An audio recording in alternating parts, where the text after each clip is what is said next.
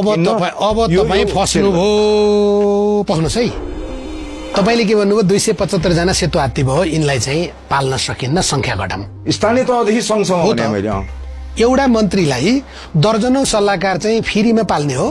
सल्लाहकार चाहिँ कार्यकर्ता हुन्छ त्यो भएर ठिक, ती चाहिँ अरू पार्टीका हुन्छन् त्यो भएर बेठिक। गत निर्वाचन हुनुभन्दा अगाडि रहेका सरकारहरूको पालामा प्रधानमन्त्रीदेखि लिएर मन्त्रीहरूले राखेका सल्लाहकार संख्या हेर्नु होला।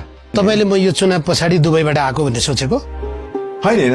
म 25 वर्षदेखि यही देशमा पत्रकारिता गरेको। पक्कै नै हो नि, हामीले हेर्नै रहेछौँ नि। अनि पक्कै नै हो। तपाईँहरूले मन्त्रीले यत्रो विधि सल्लाहकार राख्ने मैले सुनेको छैन।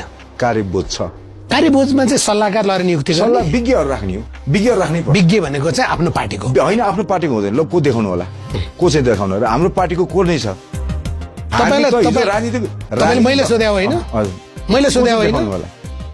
राजनीति यो पार्ट चाहिँ काट्दिनु पर्यो भन्नुहुन्न होइन? पछि होइन, मलाई के लाग्छ भनेदेखि त्यस विज्ञताहरू आफ्नो निश्चित मिसनमा हिँडेको मान्छेलाई एउटा सार्वजनिक संस्थान जो सबभन्दा स्वतन्त्र हुनु पर्थ्यो त्यो ठाउँमा लिएर गएर निवेदन मागेको नाममा लिएर गएर चाहिँ भर्ती गरिएको छ। त्यो भन्दा बढी के देखाउनु पर्यो? नामै भन्दै भने चाहिँ भनिदिन्छु।